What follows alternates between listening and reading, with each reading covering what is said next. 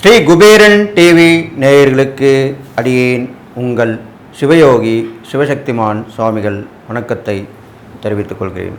இந்த பதிவில் செவ்வாய் பெயர்ச்சி பலன்கள் அதை பற்றி தான் சொல்ல போகிறோம். வரக்கூடிய ஆகஸ்ட் மாதம் 26/8/2024 முதல் அக்டோபர் மாதம் 23/10/2024 வரை கிட்டத்தட்ட ஒரு 57 நாட்கள். பொதுவாக 1.5 மாதம் தான் அந்த செவ்வாய் பக்கம் இருப்பார், கொஞ்சம் கூட இருக்கார் இந்த தடவை. இந்த செவ்வாய் ரிஷபராசியிலிருந்து மிதுன ராசி செல்லக்கூடிய மிதுன செவ்வாய் பயிற்சி பலன்கள் என்று சொல்லப்படுவதாகும். அதனுடைய பயிற்சி பலன்களை முதலில் பொது பலன் சொல்லிவிட்டு அடுத்ததாக 12 ராசிக்கும் சொல்ல இருக்கிறேன். அதுக்கு முன்னாடி என்னுடைய குருநாதனை வணங்குங்கள். ஓம் குருப்யோ நம. நற்பவி நற்பவி நற்பவி. ஓம் காஞ்சிவாசாய வித்மகி சாந்தரூபாய தீமகி தன்னோ சந்திரசேகர பிரச்சோதயாத். என் ஆத்மாந்தன் மகா காளி வணங்குறேன். ஓம் காளிகாசாய வித்மகி மசான வாசின்ன தீமகி தன்னோ அகோர பிரச்சோதயாத். செவ்வாய் பயிற்சி பலன்கள் போது பார்க்கும் பொழுது செவ்வாய்க்கு சனி கிரகத்தை போலவும் குரு பகவானுடைய அந்த கிரகத்தின் பார்வை போல 3 பார்வைகள் அதற்கு உண்டு. செவ்வாய் தான் இருக்கும் இடத்திலிருந்து 4ஆம் வீட்டையும் 7ஆம் வீட்டையும் 8ஆம் வீட்டையும் பார்ப்பார். 3 பார்வைகள் உண்டு. அந்த வகையிலே இந்த மிதுன செவ்வாயில் இருந்து கன்னி ராசியையும் தனுசு ராசியையும் மகர ராசியும் பார்க்க இருக்கிறார். அப்படி பார்க்கும் பொழுது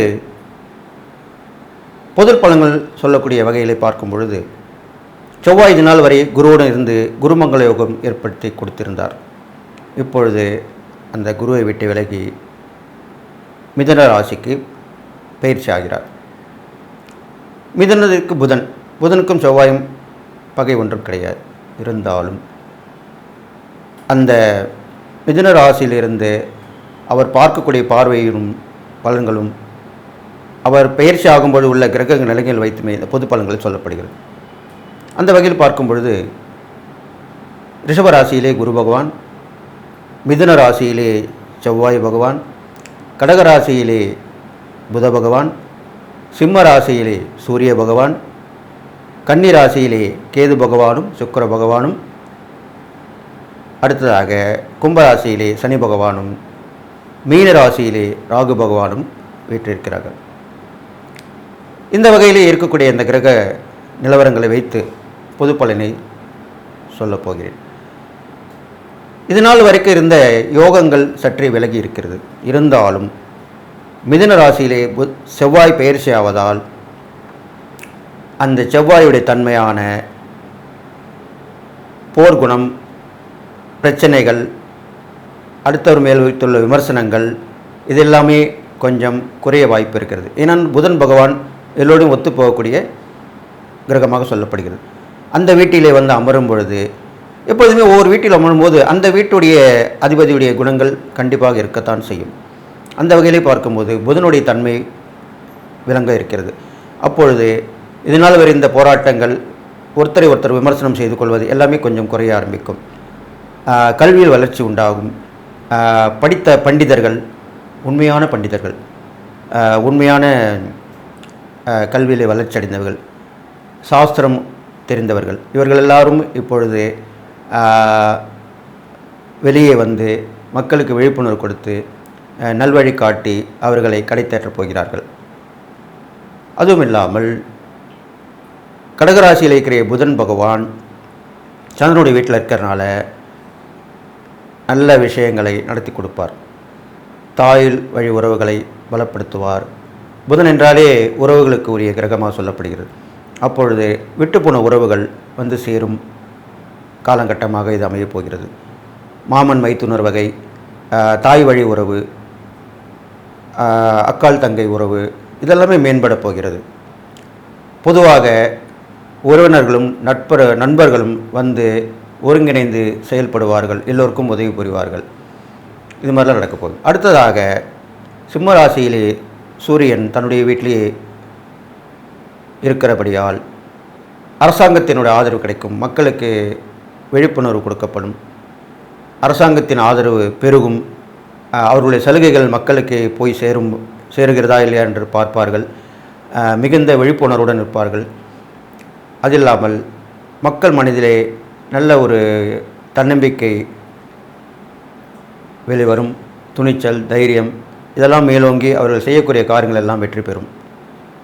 அடுத்ததாக கன்னிராசியில் இருக்கக்கூடிய கேது பகவானுடைய சுக்கிரன் சேர்ந்திருக்கிறனால் கேது ஞான வாழ்வு, சுக்கிரன் இன்ப வாழ்வு. அப்பொழுது இரண்டுமே மாறி மாறி இருக்கப் போகிறது. பெரும்பாலும் சுக்கிரன் அந்த வீட்டிலே நீசமாகிறார். கன்னிராசியில் சுக்கிரன் நீசமாகிறார், தன்னுடைய சக்தியை இழந்து விடுகிறார். அப்பொழுது எல்லா கிரகத்தை விட கேதுக்குத்தான் அதிகமாக சக்தி உள்ளது. மற்ற 8 கிரகங்களை விட கேதுக்குத்தான் அதிக சக்தி உள்ளது. அப்பொழுது சுக்கிரனுடைய பல குணத்தையும் எடுத்து அவர் கொடுக்கப் போகிறார். அப்போது கேது பகவான் கன்னிராசியில் இருக்கிற நாள் சுக்கிரனுடைய பலத்தை எடுத்து கொடுப்பதால் ஆன்மீக பெரியோர்கள், ஆன்மீகவாதிகள் இந்த காலகட்டங்களிலே பெண்கள் நிறைய இந்த ஆன்மீக துறையிலே நுழைந்து வெற்றி பெறுவார்கள். அவர்கள் ஜோதிடராக இருக்கலாம், அருள்வாக்கு கூறுபவர்களாக இருக்கலாம், ஆராய்ச்சி புரிபவர்களாக இருக்கலாம், மக்களுக்கு விழிப்புணர்வு கொடுக்கக்கூடியவர்களாக இருக்கலாம், தியான மார்க்கமாக பயிற்சி கொடுப்பவர்களாக இருக்கலாம். இப்படிப்பட்ட வகையிலே பெண்கள் கை ஓங்கி இருக்க போகிறது. பெண்கள் அதிகமாக இந்த துறைக்கு வந்து மக்களுக்கு விழிப்புணர்வு கொடுக்க இருக்கிறார்கள். இது இல்லாமல் ஆன்மீக முன்னேற்றங்கள் கண்டிப்பாக ஏற்படும். அதுவும் இல்லாமல் தடைப்பட்ட காரியங்கள், திருமண காரியங்கள், சுபகாரிய முயற்சி இதெல்லாமே நடக்கும். இதெல்லாம் நடந்து நல்ல ஒரு மக்களுக்கு வசதி வாய்ப்புகள் வந்து சேரும். அடுத்ததாக கும்பராசியில் இருக்கக்கூடிய சனி பகவானால் அவர் வக்கரம் பெற்றிருப்பதனால் எந்த பிரச்சனையும் வரப்பதற்கு வாய்ப்பில்லை. நீதி நேர்மை நிலைநாட்டப்படும், நீதித்துறை மேலோங்கும், அது இல்லாமல் விவசாயம் வளர்ச்சி அடையும், மழை நிறைய பெய்யும், மழை வெள்ளம் காணும். இது இல்லாமல் பூமியிலே வெடிப்புகள், நிலச்சரிவுகள் இன்னும் இருக்கத்தான் செய்கிறது, அதுவும் வந்து அடங்கக்கூடிய அமைப்பாக இருக்கப் போகிறது. இது இல்லாமல் ராகு பகவான் மீனராசியில் இருப்பதால் நல்ல ஒரு அதிர்ஷ்டமான விஷயங்கள் நடக்கப் போகிறது. எல்லோருக்கும் குரு கடாட்சம் ஏற்படும், குருவை வணங்க வேண்டும், ஜீவசமாதி தரிசனம், மகான்கள் தரிசனம் கை கொடுக்கும், நல்ல ஒரு விஷயங்களை நடத்தி கொடுக்கும். கடைசியாக ரிஷபராசியிலே குருவும் சந்திரனும் இருக்கிறார்கள். குரு மங்களயோகம் போய்விட்டாலும் இந்த செவ்வாய் பயிற்சியின் போது சந்திரன் குருவனிலிருந்து குரு சந்திர யோகத்தை ஏற்படுத்தி கொடுக்கிறார். ஏனென்றால் ஒரு யோகம் போனால் இன்னொரு யோகம் வருகிறது. அதனால் குரு சந்திர யோகம் எல்லோருடைய வாழ்விலுமே ஒளி வீசக்கூடிய அமைப்பாக இருக்கும். நல்ல ஒரு புகழ், பதவி, செல்வம், அந்தஸ்து எல்லாமே தேடி வரும் மக்களுக்கு. இது பொதுவான பலனாக சொல்லப்பட்டிருக்கிறது என்று சொல்லி இனி வரும் 12 ராசிகளுடன் பலனை போய் பார்க்க போகிறோம். அதற்கு முன்னாடி என்னுடைய உபாசன வேதனா மகாவாராகி நான் வணிக்கிறேன். ஓம் மகிஷத் பஜாகி வித்மகி சண்டகஸ்தாத்மிகி தன்னோ வாராகி பிரஜோதியாத் வாராகி பரிபூர்ண கிடைக்க சொல்லி வாழ்த்தி. இப்போ உங்கள் ராசிக்கு தான் செவ்வாய் பகவான் வந்திருக்காரு. அப்போது உங்கள் ராசியிலேருந்து 4ஆம் இடம், 7ஆம் இடம், 8ஆம் இடம் இந்த 3 இடங்களும் பார்ப்பார்.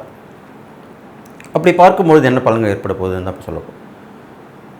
செவ்வாய் வந்து 4ஆம் இடத்தை பார்க்கும் பொழுது உங்களுக்கு வீடு சம்மந்தப்பட்ட விஷயங்கள் கட்டி வச்சுருந்தீங்கன்னா முடிக்காமல் இருந்திருக்கும். ஏதோ ஒரு காரணங்கள் இருக்கும். சில பேர் வந்து கட்டிகிட்டே வருவாங்க, ஒரு இடத்துல கேட்டிருப்பாங்க, அந்த வருமானம் ஃபுல்லாகவே சில பேருக்கு வாங்கி கட்ட மாட்டாங்க. சரி நமக்கு வந்துடும் அமௌண்ட்டு அப்படின்னு சொல்லிட்டு கட்ட ஆரம்பிச்சிருவாங்க. ஆனால் நடுவில் எப்படி நின்றுடும், அந்த பணம் வருவது தாமதமாகிடும். அப்பேற்பட்ட இருக்கிறவங்களுக்கெல்லாம் இப்போ உள்ள காலகட்டங்கள் இந்த செவ்வாய் பயிற்சிக்கு அப்புறம் கண்டிப்பாக அந்த பணம் கிடைத்து அந்த வீடு முழுமை பெற்றுவிடும். முழுசாக கட்டி முடித்து கிரகப்பிரவேசம் பண்ணுவீங்க. இது இல்லாமல் அதே மாதிரி தான் அந்த இடம் வாங்குறதுக்கும் வீடு வாங்குறதுக்கும் வாகனம் கூட வாங்க முடியாது, தள்ளி தள்ளி போயின்னே இருக்கும். அதெல்லாம் இப்போ உள்ள காலகட்டங்களில் வாங்கிடலாம். கண்டிப்பாக மிதுனராசிக்காரங்கள் வாகனங்கள் வாங்கலாம். வீடு, சொந்த வீடு முயற்சி கண்டிப்பாக பலிதம் அடையும். இது ரொம்ப ஆராய்ச்சி பண்ணி அனுப்பப்பட்டு சொல்லியிருக்கேன். மிதுனராசிக்காரங்களுக்கு இந்த காலகட்டத்திலே நிலம், வீடு, வாகனங்கள் கண்டிப்பாக அமையும். ஏனென்றால் அவர் செவ்வாய் பார்க்குறாரு. அது பார்க்கறனால இந்த பலன் கண்டிப்பாக கிடைக்கும். இது இல்லாமல் இது கிடைச்சது மட்டும் இல்லாமல் நல்ல விஷயம் நடக்கும்னு சொல்லியிருக்கேன் இல்லையா, சில மைனஸும் தான் வரும். ரெண்டு சொல்கிறது தான் ஜோதிடம். நன்மை மட்டும் சொல்கிறது மட்டும் ஜோதிடம் இல்லை. அப்போ நீங்கள் உஷாராக இருந்துக்கலாம், கவனமாக இருந்துக்கலாம். அப்போது இதன் மூலமாக பொறாமைப்படுவதாலேயோ கண் திருஷ்டியாலோ சில நட்பு, சில உறவுகள் உங்கள் விலக நேரிடும்.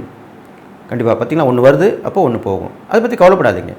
மிதுனராசிக்காரங்க இந்த காலகட்டத்தில் நட்பு உறவு சம்மந்தப்பட்ட வகையில் சில பேர் விலகி போவாங்க. சில மனஸ்தாபங்களால், சில பிரச்சனைகளால் அவங்க எதை கேட்டிருப்பாங்க, அவங்களால கொடுக்க முடியாது.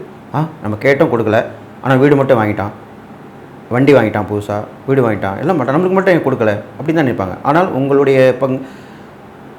உங்களுடைய இதிலேருந்து பார்க்கும்போது அது சரியாக தான் இருக்கும். ஏன்னா உங்களுக்கு அதுக்கு எக்ஸ்ட்ரா பைசா தான் கொடுக்க முடியும், நீங்கள் இல்லைன்னா முடியாது. அதனால் அதுவே சரியாக போயிருக்கும் உங்களுக்கு. அப்போ அதை பற்றி கவலைப்பட வேணாம். கண்டிப்பாக இன்னொரு நல்ல நேரம் வரும்போது அவங்க திரும்பி வருவாங்க, அவங்க உணர்ந்து புரிஞ்சுப்பாங்க. இதுவும் நடக்கும். இது இல்லாமல் உங்களுக்கு 7ஆம் இடத்தை அந்த செவ்வாய் பார்ப்பதால் சிறு சிறு சஞ்சனங்கள் கணவனுக்குள்ளே கண்டிப்பாக ஏற்படும்.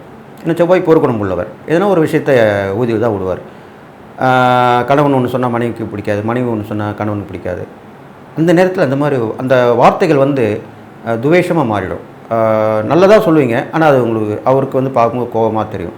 அதே மாதிரி அவர் ஏதாவது சொல்லுவார், உங்களுக்கு அது கோபமாக தெரியும்.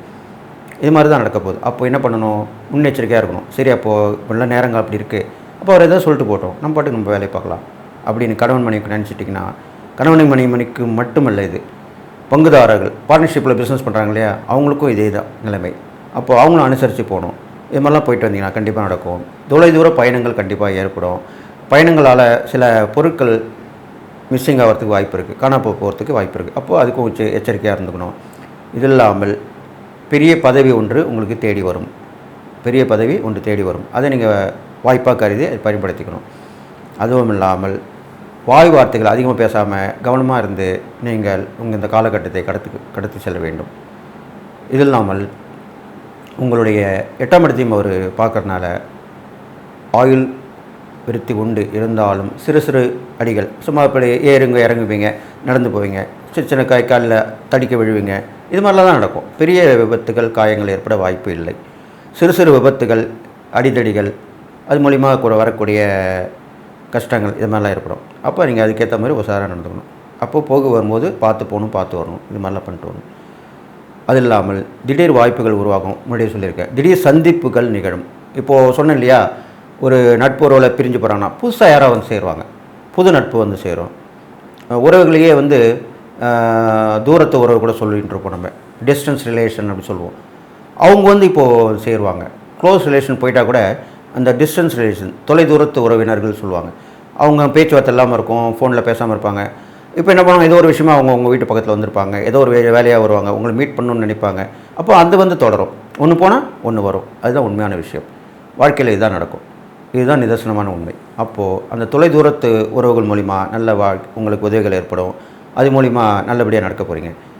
நீங்கள் செய்ய வேண்டியது, இறை பரிகாரம் பார்க்கும்பொழுது குடும்பத்துடன் கோவிலுக்கு செல்ல வேண்டும். குடும்பத்தோடு செல்லணும், தனியாக போகக்கூடாது. குடும்பத்தோடு போய் அந்த பெருமாள் வழிபாடு, ஸ்ரீதேவி பூதேவி சமேத ஸ்ரீனிவாச பெருமாள் அவரை வணங்கிட்டு வரலாம். லக்ஷ்மி நாராயண பெருமாள் அவரை வணங்கிட்டு வரலாம். இது மாதிரி ஜோடியாக இருக்கிற பெருமாள் அவங்கள வணங்கிட்டு வரணும். அவர்கள் வணங்கும் பொழுது அவர்களுக்கு மாலை, 2 பேருக்குமே மாலை வாங்கி போட்டால் ரொம்ப விசேஷமாக சொல்லப்படுது. ஏன்னா உங்களுக்கு அந்த பிரிவு ஏற்படக்கூடிய அமைப்பு இருக்கிறனாலையும், கருத்து விட ஒரு பிரச்சனை இருக்கனால பெருமாளுக்கும் தாயாருக்கும் மாலை வாங்கி போட்டாலும் சந்தோஷப்படுவாங்க. எப்பவுமே நல்லா கேட்டுங்க, மாலைன்றது என்ன, ஒரு கழுத்தில் மாலை போடும்போது சுபகாரியத்துக்காக சொல்லப்படுது.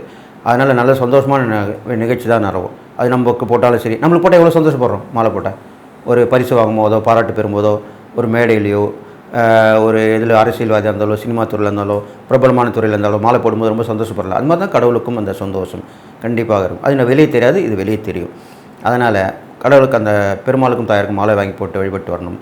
நீங்கள் செய்யக்கூடிய தான தர்மங்கள் பார்க்கும்பொழுது உங்களுக்கு அடிக்கடி குழந்தைங்களுக்கு நல்ல ரொம்ப எளிமையான குழந்தை ரொம்ப பார்ப்பாங்க, ரொம்ப நோஞ்ச மாதிரி இருக்கும், உடல் வலியாக இருக்கும், நோய் நொடியாக இருக்கும். அப்படிப்பட்ட குழந்தைங்களுக்கு ஆகாரத்துக்கு கொடுக்கலாம். அதுக்குள்ள ஏதாவது காசு கொடுத்து வாங்கி கொடுமா, எதாவது பண்ணுமா, போய் ட்ரீட்மெண்ட் எடுத்துக்கோ குழந்தைக்கு, இப்படிலாம் சொல்லிட்டு வரலாம்.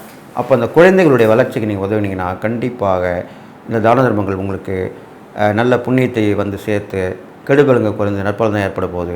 அதனால் இந்த மிதுனராசிக்காரங்களுக்கு இவ்வளோ விஷயம் சொல்லியிருக்கேன். இந்த இறை பரிகாரங்கள், தான தர்மங்கள்லாம் பண்ணிட்டு வாங்க. இந்த செவ்வாய் பயிற்சி பலன்கள் சரிசமமாக தான் இருக்க போகுது. அதனால் இதை நீங்கள் கடைப்பிடித்து நல்வாழ்ன்னு சொல்லிட்டு நீங்கள் எல்லா நாளும் பெற்று வாழணும்னு சொல்லி வாழ்த்தி விடைபெறுகிறேன். நன்றி, வணக்கம். ஸ்ரீ குபேரன் டிவியை பார்த்தமைக்கு நன்றிகள். மேலும் இது போன்ற தகவல்களை தெரிந்து கொள்ள ஸ்ரீ குபேரன் டிவியை சப்ஸ்கிரைப் செய்யுங்கள். மறக்காமல் பெல் ஐக்கானை கிளிக் செய்யுங்கள்.